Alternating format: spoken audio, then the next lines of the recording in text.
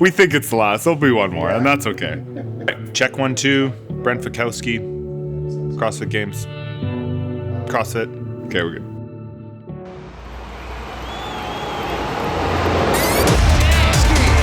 Ranking the event by over a minute and taking event number 5 here at the West Regional. After regionals, the focus almost immediately switched to the CrossFit Games. That's the goal of the whole season, is to make it there. And then once you make it there, you know, the next 2 months is a lot of hard work to prep for a grueling competition.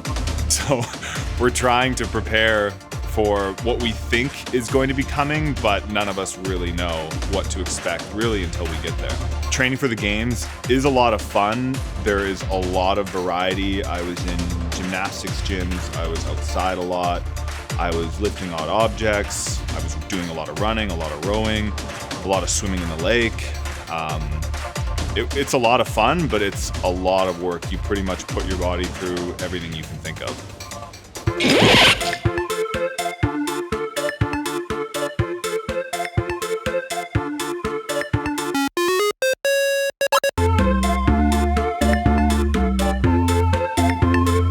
Hello and welcome to Between Two Things. I'm your host, your favorite Canadian, second fittest man on earth, Brent Fikowski, here to talk about the documentary Brent Fikowski, All In, a Brent Fikowski documentary featuring me, Brent Fikowski. First on our show, if you haven't heard, the documentary featuring myself, All In, Brent Fikowski documentary, has over 100 views on YouTube. We're all super excited around here, the whole team. People are keeping their jobs, families are getting fed. Thank you so much. And we've had a lot of really interesting, exciting comments in the comment section, and we're gonna go through them tonight with you. That's what it says on here. First comment we're going through is from one of our fans here. She said, Silo Tre du Syrien en Español Syria Genial. Daniela, you know I don't speak Spanish. Next comment. Anyone who kips isn't a real athlete. The guy has to be on steroids to be gaining anything the way he trains. Sorry to burst your bubble, no steroids here. Next question. San Diego, California. Thank you for that insightful comment, Joshua. That's awesome. And yet, can you show more about his training routine, food, and his background before CrossFit? Okay, let's dive into this, folks. This is how much food I ate per day between regionals and the games. It's over 4,000 calories a day. Quality food to fuel my performance. And this is what an average week of training looks like for me during that period of time. I do over 200 pull-ups, 30 kilometers on a bike, 250 presses overhead or more. I pull over 500 reps off the floor. I do handstand walks for over 300 meters, even more running, jumping, wall balls, rowing, double unders, burpees, push-ups, pulling sleds, pushing tires, picking up stones, picking up sandbags, putting sandbags back down again, and I have to put all that equipment away. And my background before CrossFit? Well, take a look at this segment. The best summer fun is here in Lethbridge. 7 nights of fun and games. Lethbridge Bingo Center.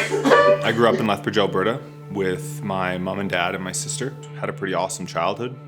Looking back, my parents my sister and I kept us broke and kept us busy is an expression I've heard now, which I think is a pretty good way to raise a kid. When we were growing up, a really big part of our childhood was swimming. Every summer from kindergarten to basically grade 12, we were swimming together all summer competitively. I think we'd get up early and we'd go swimming, and then we'd keep busy during the day. When we were older, we had jobs, and then we'd go swimming in the evening, and that was a huge part of our life growing up, and we were both really competitive. And when I was 17, I had my heart set on a provincial record. I think it was 18 years old, so the record had been stood for a long time. Most records were maybe 1 year, 2 years old, and they were kind of broken every couple of years, but this one had lasted a really long time. So I was pretty bad at breaststroke as a swimmer, like really bad, and I never really had good coaching in it. And Brent had like this very obvious goal that he wanted to do in a breaststroke event, which I wasn't totally comfortable with. But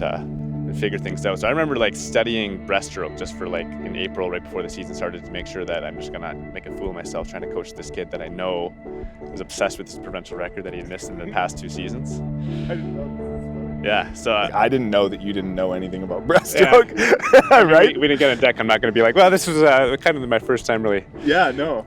coaching anything serious or somebody faster breaststroke than me, but it was clear from day one that that's what the mission was, and the caveat to the whole thing was that you guys had a family reunion planned in provincials. So a big family reunion was like this huge thing for the Fikowskis, but provincials was off the table, so we really had this one crack at it. I think they're watching it, and you just like, you can see, you know, he touches the wall in the first 25, you look up at the clock and you kind of doing the math in your head. He's coming and doing his pull out, he comes up for the first few strokes. I think I probably buried my head in the last 25 I couldn't watch, and then you just wait for the crowd noise to whether you can look at the clock or not.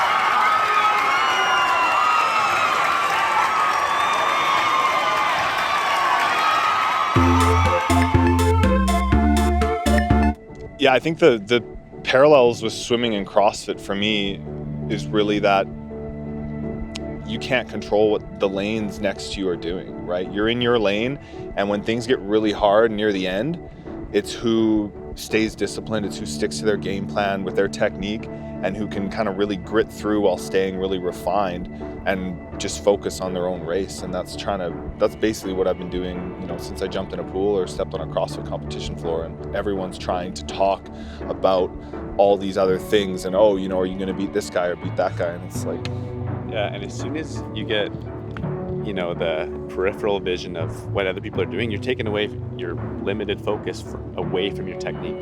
Like this CrossFit, like us versus them or me versus him kind of thing. It's cool for, you know, a promo or Instagram, but it's just not really how the sports like this work. It's not a team sport like where you're spiking a ball at somebody, they got to catch it. It's not offense defense related. You can't outsmart and like will your way to like more points. And it's nice to be able to compete in a sport where I don't have to feel like it's necessary to hate my opponents. Like, we're competing against each other, and I would prefer to get a gold. And I know that in order for me to get gold, those guys got to lose, and I'm okay with that. But then when we're at a competition, our efforts elevate each other as athletes, and I think that that's what's really special about this sport. Do you think they're aware how all in you are this summer? Am I supposed to say all in? I thought we weren't saying all in. I'm all in. Yeah. I love living in Kelowna. I moved here after being in Australia because I wanted to live in basically the best city in Canada. Kelowna's mild climate is great for training outdoors almost 12 months of the year, which you can't say about most places in Canada. I met Claire when I was living in Australia, and while we were dating, we talked about where we wanted to live together. And when we decided to move back to Canada, Kelowna seemed like the most obvious choice as a place to set roots together and move somewhere new, and we love it here. It's an incredibly fit city. Everyone here takes part in a lot of outdoor activities. I can't see us really wanting to live anywhere else.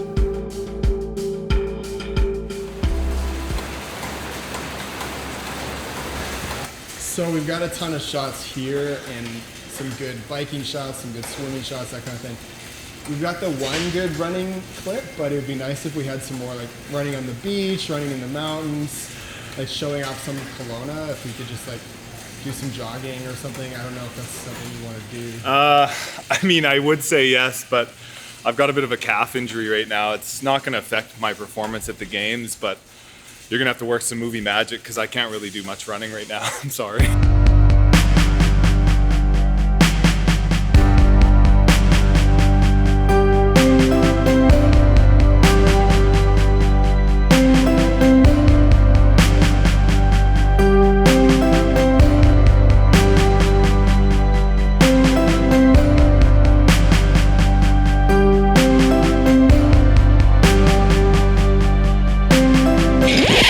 Brent Fikowski here, and I'm here with the mayor of Kelowna, British Columbia, Mr. Colin Bazran. Hi, Brent. Hey, thanks for thanks for doing this. Yeah, thanks for having me. Do you want me to hold it? Okay, well, we're holding. Pleasure to kind of finally meet you in person. Yeah, this is I've heard a lot about you, but it's nice to finally stand next to one of the finest athletes on the planet and have a conversation. Yeah. So where are we? Where are we right now, Mr. Bazran? So we're at our community awards, which we give out annually to people who have made outstanding contributions in our community. And lo and behold, somebody has nominated you, I guess, for some strange reason, because apparently you're a big deal in the athletic circuit. And so here we are because you could be one of the winners of our annual community awards. You are, by doing what you're doing and the recognition you're getting, I believe it's encouraging people in our community to stay active, get healthy, be fit, and live that generally healthy lifestyle. So I think you're a role model for a lot of people in our community. Well, thank you. That's nice to hear. Do what I can. This is Brent Fikowski, signing off at the Kelowna Civic Awards. Thank you. Do we still have to pay? No. Jeez, can't see them because of the sun. It's just not a good. Yeah, no, that's what's nice is we usually don't film when we're driving, so whenever Claire hits someone, we're just it's like whatever, you just keep going. It's just a hit and run. It's not a big deal. I had to wear a suit occasionally in Australia for some class presentations, and I didn't have a car, so I'd take public transit or a bike or something, and I'd have to either wear it on that or bring it with me and then put it on, and I was just constantly sweating. It was just pouring off of me the whole time, like I'd been in a pool all day.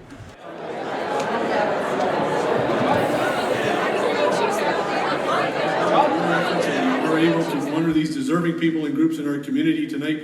Now, throughout the evening, each finalist will be profiled during a presentation on the big screen. If you are one of the award recipients tonight, you will be invited to come on up. Hey, that looks like Okanagan Lake.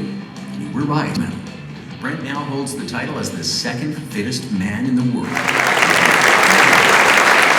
Incredible athletes indeed. The 2017 recipient of the Male Athlete of the Year award goes to Grant Shepard. Come on!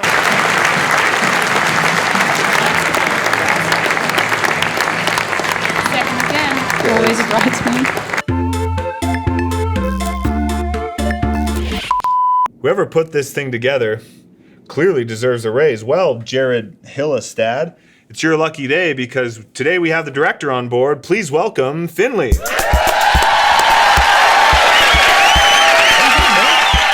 Good.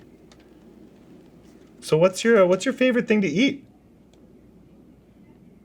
Food. Food? Oh, me too. You ever seen the CrossFit Games? No. Yeah, that's all right. I'm 3. You're 3? Yeah. That's pretty cool that you made a documentary at 3, hey? You think that's pretty cool? Yeah. Yeah, I'd say so.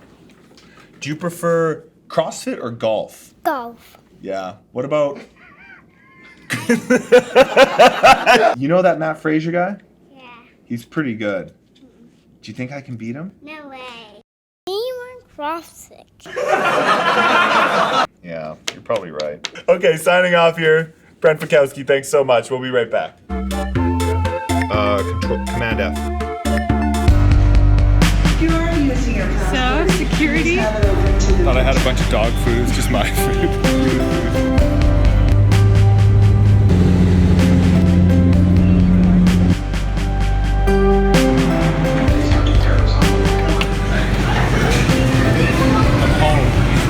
Honestly, it was so good to be back in Madison this year. Every year at regionals, they keep changing where I have to compete. And so finally, there's some structure, and I'm heading back to the same place to compete 2 years in a row for the first time ever. And going in there with the confidence that last year I came second.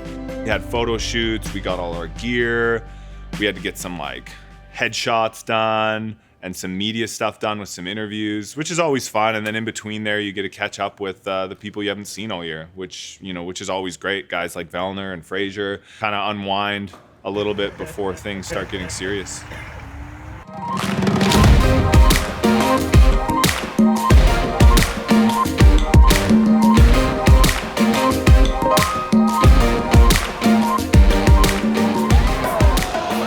One of the interesting aspects of the games is that the creativity for most of these events comes from one person. It comes from the director of the CrossFit Games, Dave Castro. And he's an interesting guy, and every year he seems to revel in making us suffer and challenging us in new ways and creating new spectacles for the audience. When has there been a herd mentality in the game that was not a free-for-all? Man, it's the last lap and then it's just like, good work, Pat, thanks for the help. The day before the games got started, we all had to be there for a bunch of orientations. Dave Castro literally rolled in, and told us that event 1 would be Criterium. So it was going to be a road bike race, pretty fast, around, a circular track for 10 laps. And I'd been practicing lots of biking, more long distance biking and some mountain biking, but this looked like it was going to be pretty intense. We got to see some professional racers take the course and learn a few things, test out our bikes, get them measured. Definitely a cool way to start the competition. I mean, all of us starting at the same time, racing together, but there's definitely a risk going into an event like that. We're all pretty unexperienced bikers, so there's lots of opportunities for crashing or equipment malfunctions. So yeah, a little nerve-wracking as well. After the bike intro, we got to go to the lake, and they showed us some equipment we'd be using later in the weekend, these prone paddle boards, and pretty cool. I was excited to try them out for the first time. The grab one, is that what it is? You ever seen the movie Cars? The red ones are the fast ones, right? Yeah. But also was definitely a little nervous because if that replaced, a traditional swimming event, that would not be good news, because swimming is sort of a go-to for me, some money in the bank usually. Have you paddleboarded before? That's good. Stand up. It's good for I'm a good swimmer. I know you are. Yeah. If it's swimming and paddleboarding. I swam so much this off season. This is our swimming event. Oh my gosh. I swam so much my entire life. Yeah, right. Yeah, that's the thing about the games though, right? It's like, there's no overhead squats. I always win overhead squat workouts or whatever, right? And then it's just that's gone. Not really, dude, I don't even hold the handle, dude. I just hold the rope. I just hold the rope, and so it's swinging on the inside and out. You gonna dose it though? You're gonna be doing it again. You know what you do, 100? Oh, awesome. Camera right there. They're always around, they are. I do all my double unders with just a chain. Just go to Home Depot. What's your heaviest chain, sir? Take a guess. It's a good use of your time. I've learned years ago to just try to roll with the punches, have a mini freak out when they announce it, and then calm down. It's kind of how I do it now. How does the calm down process work? Do you have a phrase you just repeat to yourself? Serenity now. That's a Seinfeld reference. I got it. Yeah. It's the final stop on the road to the fittest, Madison, Wisconsin, and the 2018 Reebok CrossFit Games. There just is no limits anymore when you talk about the CrossFit Games of what kind of test is going to be thrown at these guys. And starting off with a very specific road race. We saw last year, we saw the mountain bike. We see a very technical race this year with the road bike. It's going to be fun. And it's just the first of 4 events we're going to do here on Wednesday. I mean, just look at that list that you see on the screen. If you compare that to any of the first, 2 or 3 games, we're doing more work in one day than those guys did in the entire game. It's impressive.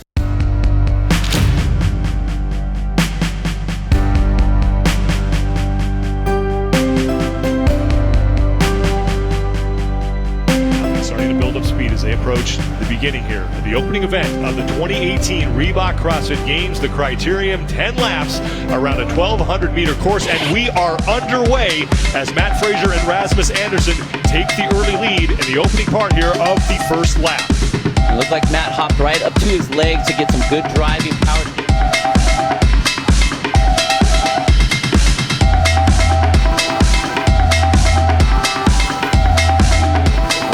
Everyone to push harder than they want to. Oh. Patrick Vellner has dropped a chain. Vellner had a bad start to the games last year. was able to work himself up the leaderboard after the opening event, gets himself a new bike. He is back on. But Vellner. Now, what Matt should do is, as he pulls out, get back into the group to let those leaders pull him along. That's what drafting's all about. Event 1 at the games, the crit bike race, was a lot of fun. It blew by. It was super hard. Your legs were on fire. Your lungs were smoking the whole time, and before you knew it, you were on lap 9 and you had 1 lap left. Whoa, nice tight. Moonweiler's through safely, as is Newberry, and now it looks like Adrian Moonweiler on the final stretch is going to lock up his first career win at the CrossFit Games. 100 points for Adrian Moonweiler. Wow. That was a brilliant race. I mean, you talk about a cycling race, that was done cycling strategy, cycling technically. Beautiful job. 10 athletes are through. Newberry finishes second. Brent Fikowski, meanwhile, finished in 9th. So he was in the top 10. So a solid finish for Brent Fikowski. Yeah. It was kind of lap 6 or 7. We're actually Ben Smith. We were in the second chase group, so there was like 5 of us, and there was like 5 in the lead. And Ben yelled, he's like, "Come on, guys, we gotta catch the chase group." And I think it just lit a fire under all of us. We're like, "Yeah, what are we doing?" And then we all pushed up, and then it all sort of started to change a little bit. I had a blast and avoided any chaos, which is more than I can say for my fellow Canadian, Patrick Vellner. He had some bad luck on the first lap. He got in a bit of a crash, and the bike he was riding sort of kind of fell apart after the crash, and they threw him this, bike to use for the rest of the race, and it was way too small for him. So he's riding around on this clown bike for 9 more laps trying to make up ground. And it's not always an equipment malfunction that'll lead to a really low scoring, but it's always something. Something always goes wrong. There's a lot of crazy stuff that can happen in an event, and you got to roll with the punches, and Pat's the kind of guy who can do that better than anyone else. Sometimes you win, sometimes you lose, but that's just like, it sucks. But you got to win like a man and lose like a man, right? So I think we just we bounce things off each other. We're different athletes too, right? So, I mean, it doesn't hurt to talk about things sometimes, because we're not going to take the same approach regardless. But we both like to see each other be successful. I think it's sort of everybody's friends until we're on the competition floor kind of thing, right? Yeah. So as much as I want to see them do well, I want to do better. Yeah. After the bike race, we basically went back and started getting ready for the next 2 events. First up was 30 ring muscle-ups for time. There's this huge outdoor rig that stands at least 20, 25 feet up in the air, and 2 wooden rings hanging off straps, and throw yourself up and over those 30 times and run to the finish line. So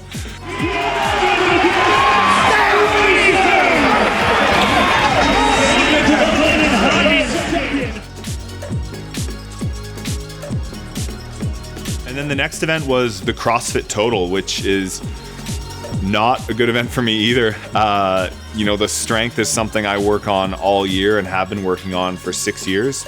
And, this is all about who the strongest guy is, who can squat the most, press the most, and pick up the most off the floor, deadlift. And you add all those pounds together, and that's your score, is how many pounds you lifted. I went out aggressively with my capabilities, and I actually hit 3 personal bests, 1 in each lift. So more than I've ever squatted, pressed, or deadlifted in my life, all in a row. So it was super exciting for me, and it shows how good everyone is. I did my best, and I'm a strong guy, and I still placed 20th out of 40 men in that event. But it was a lot of fun, and was happy with how it went.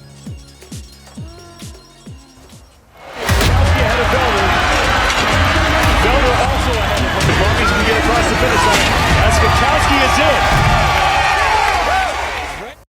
All right, next comment. That cyclist is so gonna regret her answer, LOL. Well, folks, let's find out. Here today with us, we have the cyclist from episode 1. Please welcome Stephanie.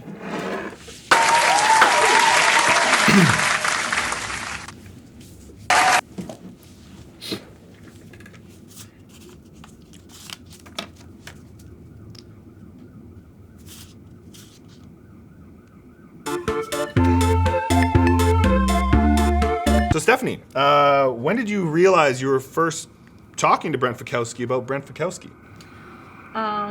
When I spoke with Tyler on the phone and he told me. Oh, okay. All right.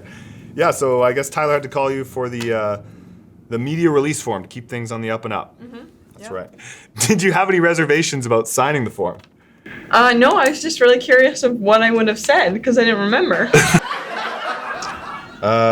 Have you seen the episodes? I watched the first one. Yeah. Yeah, and then I think I started to watch the second one, and then I didn't finish it. Come on! We almost had him, guys.